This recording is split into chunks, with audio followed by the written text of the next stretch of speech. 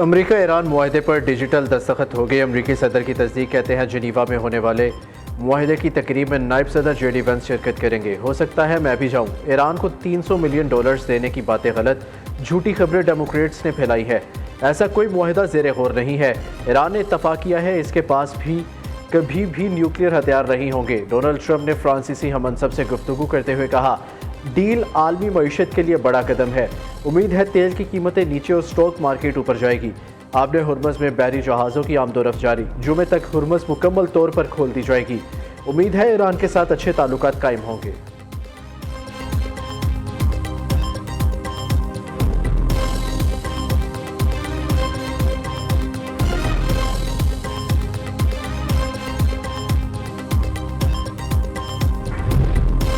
امریکہ ایران مفاہمتی یادداشت 1.5 صفحات پر مشتمل عمومی نوعیت کی دستاویز ہے۔ معاہدے کی تفصیلات آئندہ مذاکرات کے دوران طے کی جائیں گی۔ کئی اہم نکات پر تکنیکی سطح کی بات ہوگی۔ امریکی نائب صدر جے ڈی وینس کا کہنا ہے، ایران ایٹمی ہتھیار نہیں بناتا تو اسے کامیاب ملک بنائیں گے۔ دیکھیں گے ایران کے ان معاملات پر نرمی کے لیے تیار ہوتا ہے۔ وعدوں پر عمل درآمد تک ایران کو کوئی رقم جاری نہیں کی جائے گی۔ جمعے کو باقاعدہ دستخط کے بعد معاہدے کی تفصیلات جاری کر دی جائیں گی۔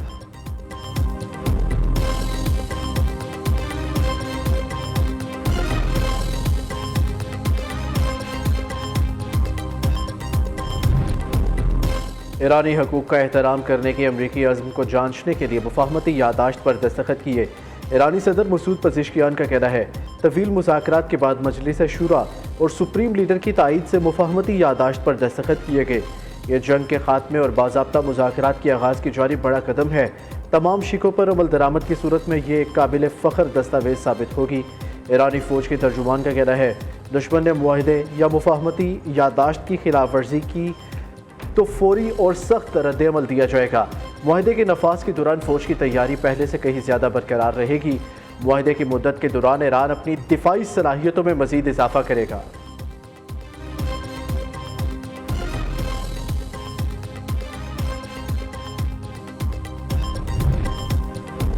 ایران امریکہ معاہدے نے تیل کی قیمتوں کو ریورس گیئر لگا دیا۔ عالمی منڈیوں میں خام تیل کی قیمتوں میں بڑی کمی، 7% سستا ہو گیا۔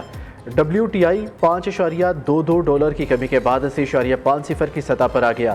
برینڈ بھی $4.73 سستا ہو کر $83.20 فی بیرل ہو گیا۔ متحدہ عرب امارات کا مربن تیل $7.48 کی گراوٹ کے ساتھ 76.8۔ پنجاب کا 5,131 ارب روپے کا بجٹ آج پیش کیا جائے گا۔ وزیر اعلیٰ مریم نواز کی زیر صدارت صوبائی کابینہ کے اجلاس میں بجٹ کی منظوری دے دی گئی۔ پنجاب کے مجموعی اخراجات کا تخمینہ 3,569 ارب 60 کروڑ روپے رکھا گیا۔ ذرائع کے مطابق پنجاب کو NFC ایوارڈ کے تحت 3,793 ارب رقم ملنے کی توقع ہے۔ صوبائی محصولات سے 1,330 ارب روپے آمدن کا امکان۔ تنخواہوں اور پینشن کی مد میں 1,150 ارب روپے مختص۔ تعلیم کے لیے 900 ارب، صحت کے لیے 680 ارب روپے رکھنے کی تجویز۔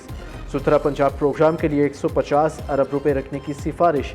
سماجی تحفظ کے لیے 25 ارب روپے، طلباء کے لیے ہونہار اسکالرشپ منصوبے کے لیے 20 ارب روپے مختص کرنے کی تجویز۔ پرواز کارڈ کے لیے 7 ارب روپے کا تخمینہ۔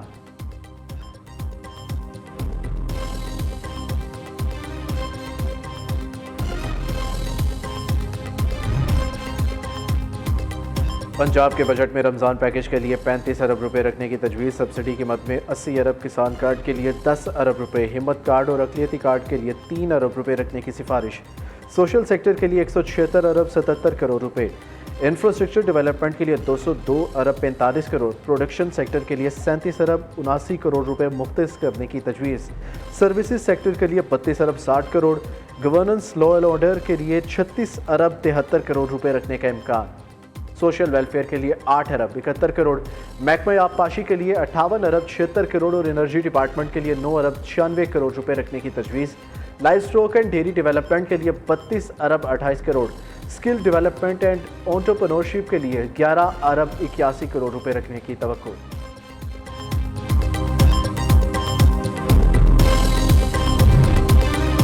پنجاب کے سرکاری ملازمین کی تنخواہوں اور پینشن میں وفاق کے برابر اضافے کا فیصلہ۔ ذرائع کے مطابق سرکاری ملازمین کو وفاقی بجٹ کے فارمولے کے تحت ریلیف ملے گا۔ دوسری طرف پنجاب کے سرکاری ملازمین تنخواہوں اور پینشن میں زیادہ اضافے کے لیے سراپا احتجاج ہے۔ ملازمین دوسرے روز بھی پنجاب اسمبلی کے باہر جمع۔ مظاہرین کا کہنا ہے حکومت مسلسل ملازمین کا معاشی استحصال کر رہی ہے۔ لیو انکیشمنٹ، پینشن اور گریجویٹی میں کمی کے ظالمانہ فیصلے واپس لیے جائیں۔ ایڈ ہاک ریلیف الاؤنسز کو بنیادی تنخواہ میں ضم، 30% ڈسپیرٹی الاؤنس بھی دیا جائے۔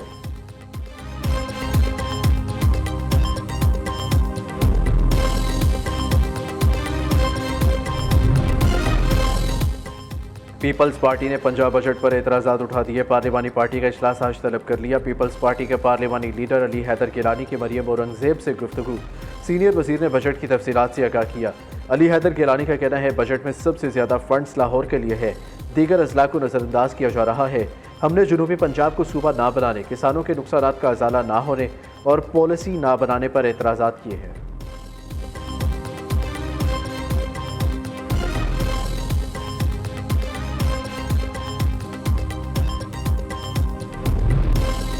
گلگت بلتستان کے لیے 100 میگا واٹ شمسی توانائی کا منصوبہ تیار۔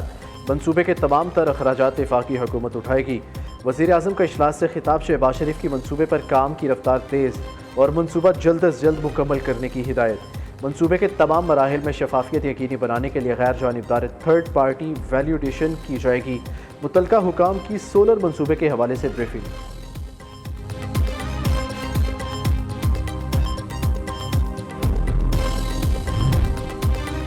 وفاقی وزیر داخلہ کی جماعت اسلامی کے مرکز منصور احمد محسن نقوی کی امیر جماعت اسلامی سے ملاقات۔ ملک کی مجموعی سیاسی، معاشی اور امن و امان کے صورتحال پر تبادلہ خیال۔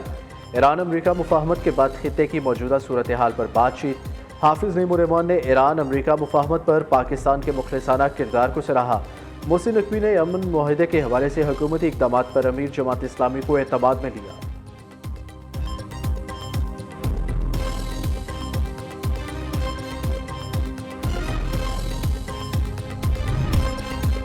سفارتی سیاسی محاذ پر پاکستان اس وقت بلندیوں کو چھو رہا ہے۔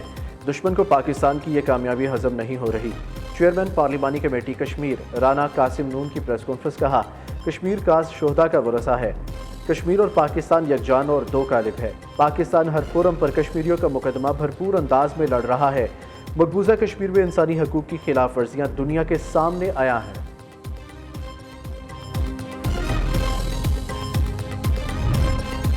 سی ٹی ڈی کی اٹک میں بڑی کارروائی، 5 دہشت گرد ہلاک۔ ترجمان سی ٹی ڈی کے مطابق دہشت گردوں کی گرفتاری کے لیے سرحدی علاقے کے قریب انٹیلیجنس بیس آپریشن کیا گیا۔ دہشت گردوں سے شدید فائرنگ کا تبادلہ ہوا، سرچ آپریشن جاری۔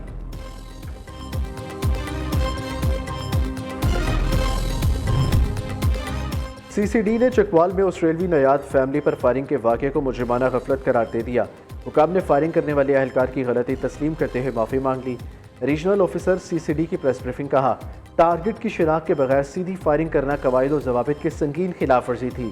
شاہ میر خالد نے شفاف تحقیقات کی یقین دہانی کرا دی۔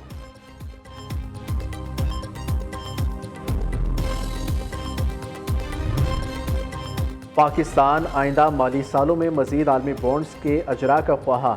ایران جنگ کے خاتمے کے بعد ملکی معاشی اہداف میں بہتری کی توقع ہے۔ وفاقی وزیر خزانہ کے غیر ملکی خبر رساں ادارے کو انٹرویو۔ محمد اورنگزیب نے کہا جنگ کے دوران توانائی کے بنیادی ڈھانچے کو نقصان پہنچا، سپلائی چینز متاثر، مکمل بحالی میں وقت لگے گا۔ ایران تنازع کے باعث مہنگائی دوبارہ ڈبل فگر میں پہنچ گئی تھی، تاہم صورتحال میں بہتری کی امید ہے۔ بجٹ میں معاشی شرح نمو کا ہدف 4%، مہنگائی کا ہدف 8.2% مقرر۔ آئی ایم ایف پروگرام برقرار رکھنے کے لیے زیادہ ٹیکس آمدن پر انحصار کیا گیا ہے۔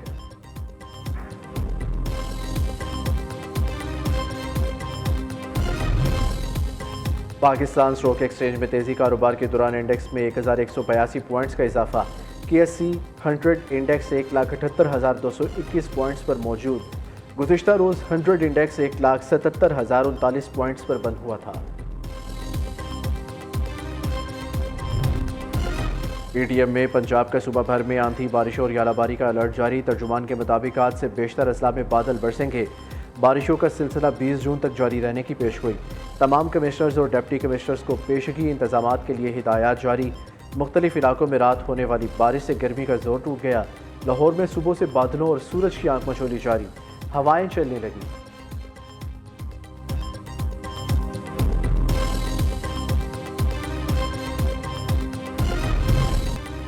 امریکی حملے میں 3 بھارتیوں کی ہلاکت۔ مودی کی غیر متوازن خارجہ پالیسی پر بھارت کے اندر سے آوازیں اٹھنے لگی۔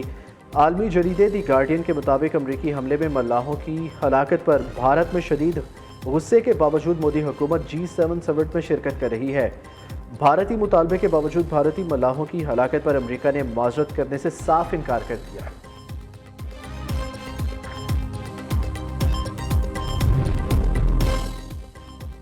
افغان طالبان رجیم میں جبر، دہشت گردی، معاشی بحران برقرار، انسانی حقوق کی سنگین خلاف ورزیاں جاری۔ قابض طالبان رجیم نے افغانستان کو اپنے شہریوں کے لیے قید خانہ اور دہشت گردوں کے لیے محفوظ پناہ گاہ بنا دیا۔ عالمی جریدے نے افغان طالبان کے جابرانہ، خواتین مخالف اور آزادی کے دشمن آمرانہ نظام کو بے نقاب کیا۔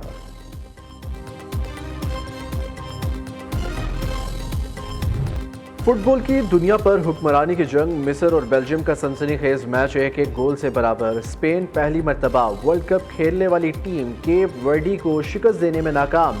میچ بغیر کسی نتیجے کے ختم۔ سعودی عرب اور یوروگوے کا میچ 1-1 گول سے ڈرا۔ ایران اور نیوزی لینڈ کا میچ بھی 2-2 گول سے برابر۔